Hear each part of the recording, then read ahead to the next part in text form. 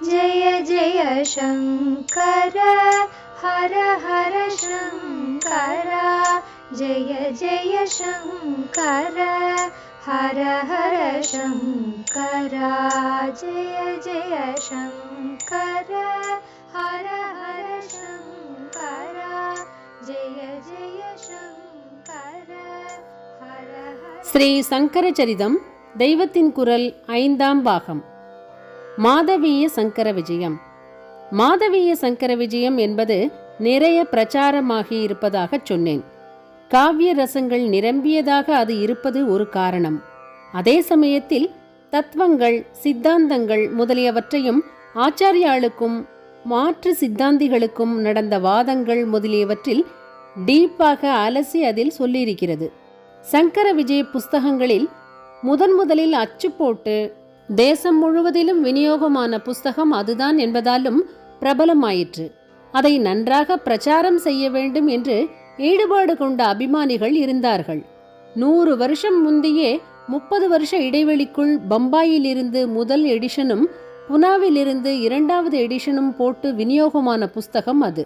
குறிப்பு: 1863 பம்பாயிலிருந்து முதற் பதிப்பும் 1891 புனாவிலிருந்து ஆனந்தாசிரம நூல் வரிசையில் 2ஆம் பதிப்பும் வெளியாயின. 2 வியாக்கியானங்களோடு சேர்த்து பெரிசாக அச்சு போட்ட புஸ்தகம். அச்சுதராய மோட்டக் என்பவர் எழுதிய அத்வைத ராஜ்யலக்ஷ்மி என்பது ஒரு வியாக்கியானம். இன்னொன்று டிண்டம வியாக்கியானம், தனபதி சூரி என்பவர் எழுதியது. மாதவீய சங்கர விஜயம் எழுதியவர் அதற்கு சம்க்ஷேப சங்கர விஜயம், அதாவது சுருக்கமான சங்கர விஜயம் என்று பெயர் கொடுத்திருக்கிறார். புஸ்தக ஆரம்பத்தில் ஏற்கனவே ஆச்சாரியாளை பற்றி இருப்பதான சரித்திரங்களிலிருந்து திரட்டி சுருக்கி தாம் எழுதுவதாக தெரிவித்திருக்கிறார். வியாசாச்சலரை பெயர் குறிப்பிட்டு சொல்லி அவருடைய சங்கர விஜயத்திலிருந்தும் இன்னும் மற்ற புஸ்தகங்களிலிருந்தும் சேகரித்து எழுதுகிறேன் என்று சொல்கிறார். அந்த பூர்வ கவிகளுடைய ஸ்லோகங்கள் ரொம்பவும் மதுரமானவை. ரொம்பவும் தித்திப்பாக சாப்பிட்டால் திகட்டி போகும் அல்லவா? அப்படி ஆகாமல் இருப்பதற்கே உப்பு, உரைப்பு, புளிப்பு மாதிரி மாற்று ருசியாக என் சொந்த ஸ்லோகங்களையும் அவர்களுடைய ஸ்லோகங்களோடு கலந்து ஒரு வினோதமான ஸ்டைலில் எழுதியிருக்கிறேன் என்று வினயமாக சொல்கிறார். குறிப்பு: யதா அதிருச்சியே மதுரே அபி ருச்சுத்பாதாய ருச்சியாந்தர யோஜனார்ஹா ததேஷ்யதாம் பிராக்கவிஹ்ருத்ய பத்யேஷ்வேஷாபி மத்பத்ய நிவேச பங்கி. வினயத்தில் வாஸ்தவமும் கலந்திருக்கிறது. வாஸ்தவம் என்பது பூர்வ கவிகள் மதுரமாக பாடியிருப்பதாகவும் இவர் அதற்கு மாறாக பாடியிருப்பதாகவும் சொல்வதை அல்ல.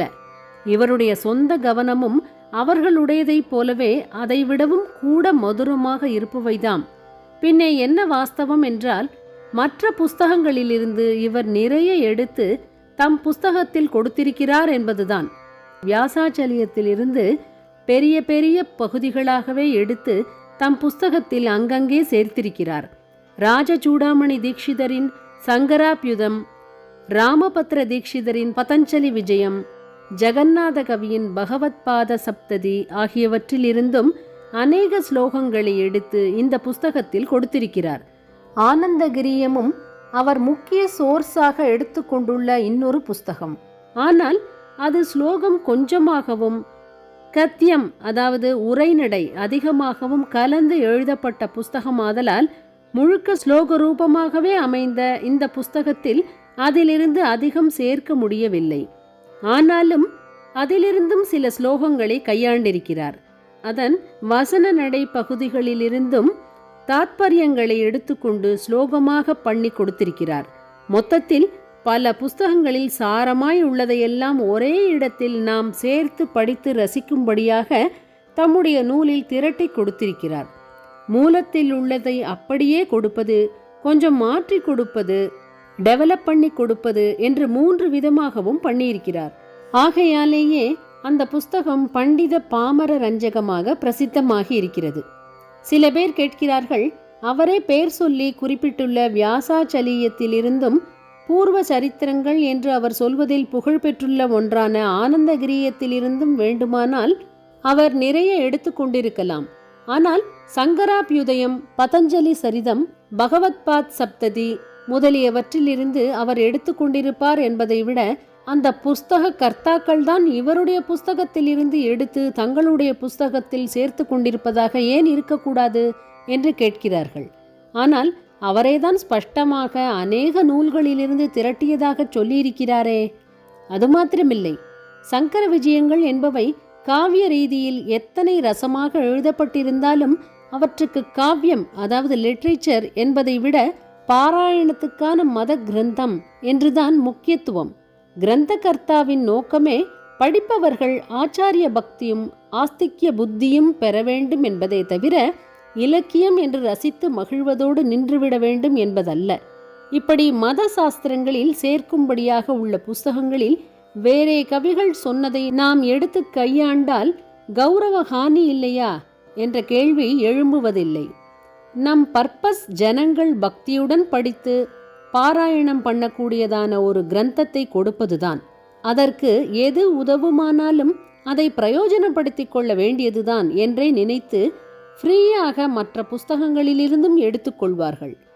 ஆனால் ராஜசூடாமணி தீட்சிதர், ராமபத்ர தீட்சிதர், ஜெகநாத கவி முதலியவர்கள் கவிகள் என்றே பெயரெடுத்தவர்கள். காவியங்கள் என்ற முறையிலேயே தங்களுடைய புஸ்தகங்கள் பெயரெடுக்க வேண்டுமென்று ஆசைப்பட்டவர்கள். இப்படிப்பட்டவர்கள் எங்கேயாவது இன்னொரு புஸ்தகத்தில் இருந்து எடுத்து தங்கள் புஸ்தகத்தில் சேர்ப்பார்களா? கவிகள் இதை கௌரவ ஹானியாகவே நினைப்பார்கள். இப்படி செய்வதாக தங்கள் நூலில் சொல்லாமலே செய்தால் குட்டு வெளியாகிற போது சோரகவி, இலக்கிய திருடர் என்று மானமே போவதாகத்தான் ஆகும். ரசவத்தாக இப்படி ஒரு சங்கர விஜய புஸ்தகம் இருந்தால் நிச்சயம் பல பேருக்கு, பண்டித சமூகத்தினருக்காவது தெரிந்ததாகத்தான் இருக்கும். அப்படி இருக்கும்போது கவி என்று பேர் வாங்கியவர்கள் அதிலே கை வைத்து தங்கள் புஸ்தகத்தில் நுழைய விட்டு கொள்ள துணிவார்களா? இன்னொன்று, மாதவிய சங்கர விஜயம் சுமார் 2000 ஸ்லோகம் கொண்ட பெரிய புஸ்தகம். சங்கராப்யுதம், பதஞ்சலி சரிதம் ஆகியன அதைவிட ரொம்பவும் சின்ன புஸ்தகங்கள். பகவத்பாத சப்ததியிலோ மொத்தம் 70 ஸ்லோகம்தான்.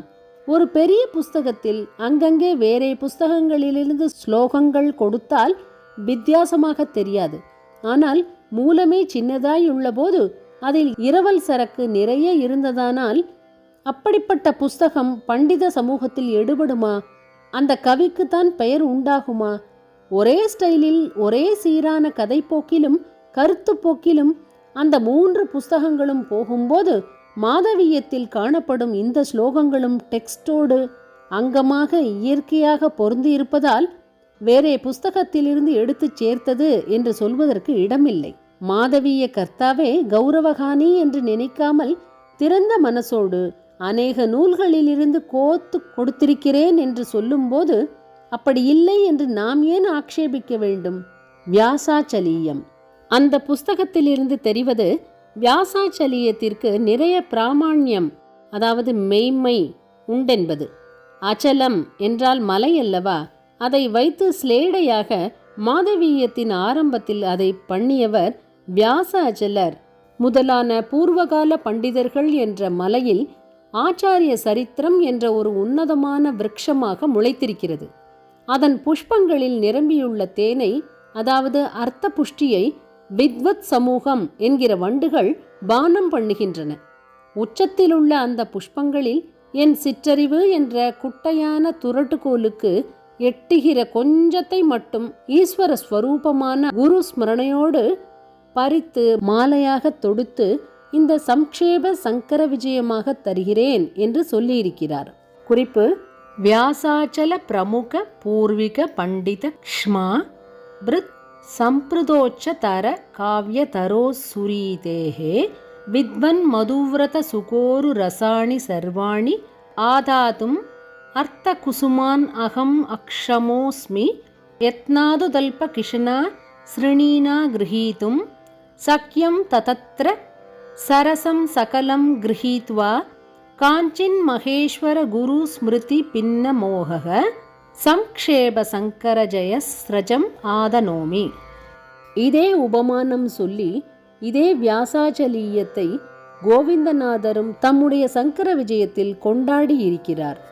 அத்யுன்னதஸ்ய காவ்யத்ரோர் வியாசாச்சல புவோகிலம் அர்த்தப்பிரசூன்னாத் யாதாத்தும் அசமர்த்தோகம் அத்புதம்.